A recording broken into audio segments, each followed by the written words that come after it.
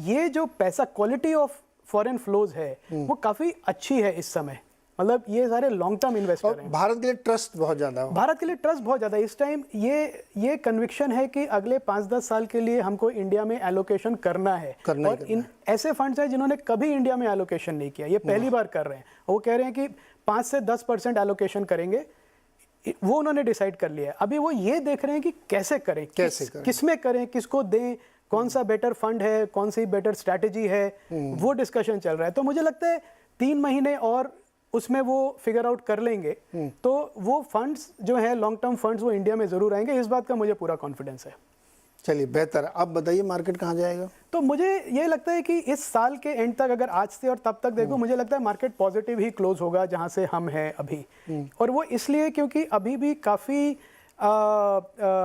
Issues हैं जो market को ऊपर नहीं जाने दे रहे हैं, क्योंकि नियर टर्म परफॉर्मेंस है मार्केट का, कॉर्पोरेट अर्निंग्स है, inflation, interest rate hikes, global market में क्या हो रहा है, तो कोई कंसेंसस नहीं है। मतलब आप जब बात करेंगे लोगों से तो काफ़ी लोगों का मानना है कि भाई मार्केट में अंडर एलोकेट करो, आप दूसरे एसेट क्लास में एलोकेट करो, डेट में डाल दो, जैसे आपने कहा, और अच्छा रिटर्न मिल रहा है, 8.5% डेट में रिटर्न मिल रहा है किसी को, सेफ खेलना बहुत अच्छी बात है। तो इस सब को अगर मैं देखूं, और बजट की अनसर्टेनिटी है, अभी स्टेट इलेक्शंस है काफ़ी इस साल, बहुत 10 है, तो उससे लोग प्रेडिक्ट करेंगे 24 में क्या होगा, तो काफ़ी अनसर्टेनिटीज हैं। पर इस अनसर्टेनिटी के माहौल में ही आपको अच्छे अपॉर्चुनिटीज मिलती हैं इक्विटी इन्वेस्टर को। मतलब एक कंसेंसस हो जाए तो वो इक्विटी इन्वेस्टर के लिए बड़ा महंगा होता है, क्योंकि फिर सब आ गए, वैल्यूएशंस बढ़ गए, आपको कंफर्ट है कि भाई मार्केट तेज जा रहा है तो सब ठीक है तो मैं ले लेता हूँ। पर उस टाइम पे लिया हुआ इन्वेस्टमेंट इतना रिटर्न नहीं देता है जितना उस टाइम पे जब मार्केट में अनसर्टेनिटी हो। तो मुझे लगता है ये, या अभी का जो टाइम है, इन्वेस्टर्स को अंडर एलोकेट नहीं करना चाहिए, क्योंकि they can miss the bus. और अपना एलोकेशन जो भी है इक्विटी को, उसको मेंटेन करें। थोड़ा अगर रिस्ट्रक्चर करना है पोर्टफोलियो को, अच्छा देख समझ के बिल्कुल। क्योंकि ऐसे मौकों पे अभय जी हमेशा ऐसा लगता है अरे यार गलती हो गई, थोड़ा ऊंचे पे ले लिया था। तो फिर लगता है कि यार टाइम करना चाहिए मार्केट को जी। फिर कुछ लोग आगे कहेंगे मार्केट को आप टाइम कर ही नहीं सकते, मार्केट को टाइम दीजिए। ये थ्योरी भी चलने लगती है फिर नहीं। पर वो दोनों चीजें हो सकती है ना, मतलब वो अलग चीजें नहीं है एकदम। तो आपने एक अच्छा स्टॉक लिया, आपको कन्विक्शन है, अब वो गिर गया थोड़ा, तो आप इतना तो कैश एलोकेशन रखिए कि आप उसको थोड़ा और एवरेज कर सकते हैं। पर वो टाइमिंग भी हो जाएगा और टाइम इन द मार्केट दोनों हो जाएगा। बिजनेस खरीदना चाहिए या स्टॉक प्राइस? सब बिजनेस ही खरीदते हैं हम तो। मतलब स्टॉक प्राइस तो बाद में आता है, वो तो एक ट्रांजैक्शनल चीज है। तो जो ये मतलब 6-7 की बुक वैल्यू पे या जो एवरेज इंडस्ट्री मार्केट पी चलता है 25 का, वो 40 पहुंच गया, तब भी तो वो प्राइस ही तो खरीद रहे हैं। तो वो एक आप तो दो चीजें होती है, एक तो आपने बिजनेस लिया, बिजनेस देखा, आपको अच्छा लगा। दूसरी बात है वैल्यूएशन। अगर आपको वैल्यूएशन आपने इतनी ज्यादा दे दी अच्छे बिजनेस की, तो कहां से रिटर्न बनेगा? तो पूरा काम तो फंड मैनेजर का ये है कि अच्छा बिजनेस आइडेंटिफाई करे और फिर वैल्यूएशन भी देखे ना उसका, तो पूरा काम हुआ। वरना तो आधा ही काम हुआ कि सिर्फ आपने अच्छा बिजनेस सोच के कोई भी भाव पे ले लिया और फिर करेक्शन आया, फिर आपको मालूम नहीं कि मैं रहूं, निकलूं, एवरेज डाउन करूं कि क्या करूं। नहीं, वो तो फंस जाते हैं, वो फिर फंस जाते हैं। एग्जैक्टली। क्योंकि लोग ये कहते हैं कि मार्केट को टाइम नहीं करना चाहिए, करने जाता। मैं इस थ्योरी से बिल्कुल सहमत नहीं होता। मेरी निजी राय, आप मुझसे डिसएग्री कर सकते हैं।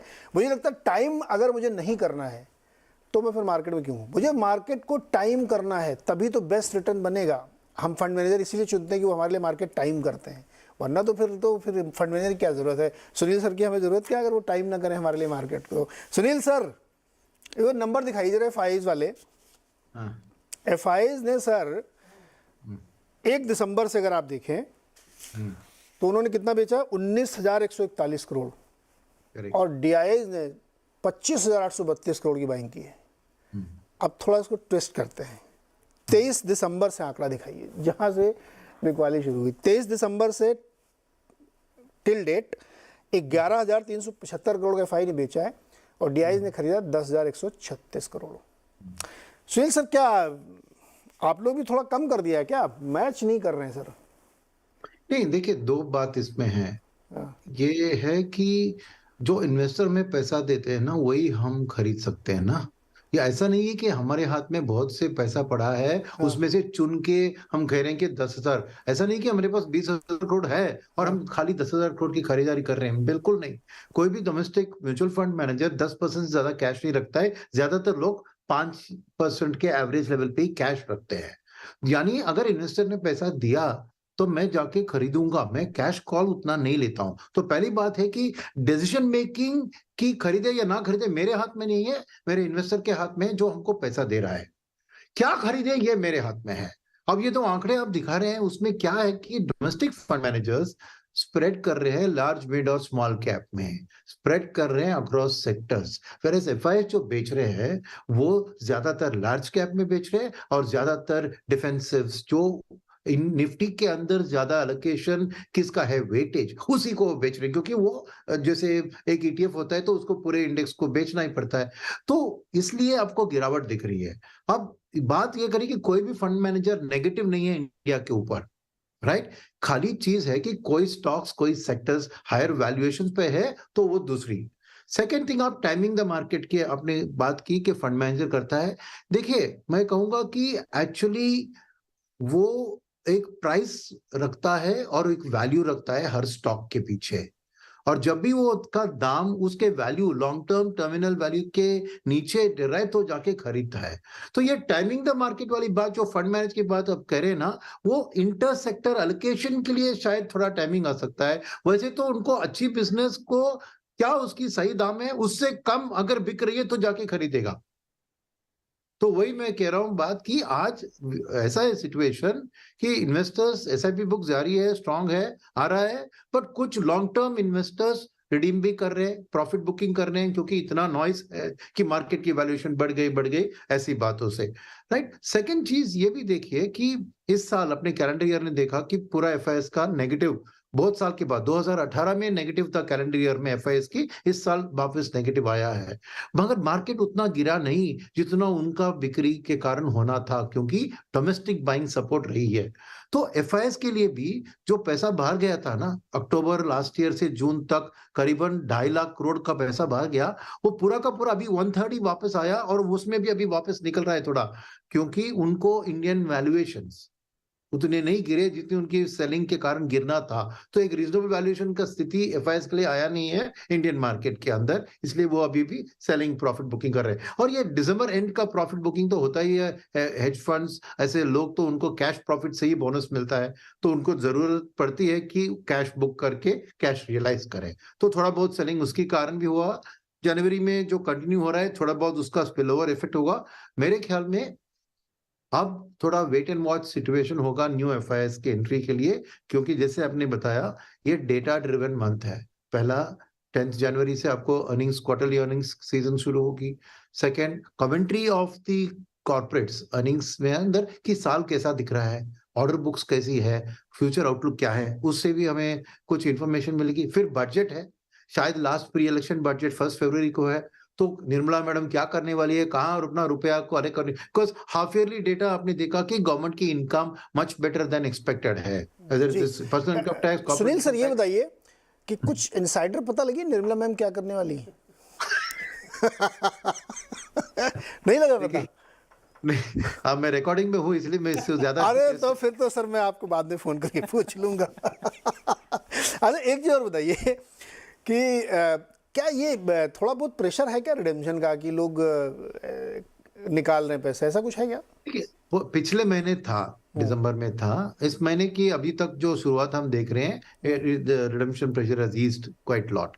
दिसंबर में थोड़ा था, मंथ ऑन मंथ अब देखें रिडेम्पशंस तो थोड़ा बढ़ गए थे दिसंबर मंथ में, बट जनवरी में जो 3-4 दिन के आंकड़े हैं उसमें थोड़ा ईजिंग ऑफ रिडेम्पशन से दिख रहा है, उतना ज्यादा नहीं है।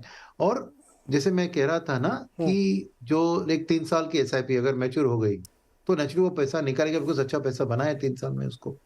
तो ऐसी लॉन्गर टर्म एसआईपी जब मैच्योर हो रहे हैं तो लोग पैसा निकाल रहे हैं। सेकंड, आप देखिए एलोकेशन में, डेट में थोड़ा एलोकेशन में पैसा जा रहा है। दूसरी बात है रियल एस्टेट में भी अभी डिमांड है। 200 बेसिस पॉइंट्स हाउसिंग लोन के रेट्स बढ़ गए हैं, फिर भी हाउसिंग लोन का डिमांड कम नहीं हो रहा है, बढ़ते जा रहा है। तो एक रियलोकेशन थोड़ा घर के लिए, मार्जिन मनी के लिए भी शायद पैसा इस्तेमाल हो रहा है। बिल्कुल। अच्छा, एफआईआई वगैरह जो लोग आप कह रहे थे ना कि जितना उन्होंने बेचा उस हिसाब से मार्केट गिरा नहीं, वो 100% आप लोगों से गुस्सा होंगे कि मैं इतना बेच बेच गिराना चाहता हूँ और ये लोग गिरने नहीं दे रहे हैं। तो वो आपके दोस्त होंगे ना कुछ एफआई कहते होंगे क्या यार सुनील भाई आप खरीदते रहते हो दिन भर, मैं गिरा रहा हूँ आप मानते नहीं हो, ऐसा बोलते हैं क्या वो लोग? बिल्कुल।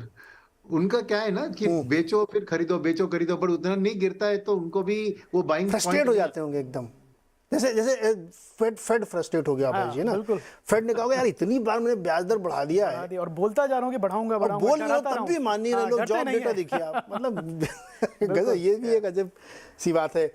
मनीष जी, सर आपके लिए क्वेश्चन रिफ्रेश कर देता हूं मैं।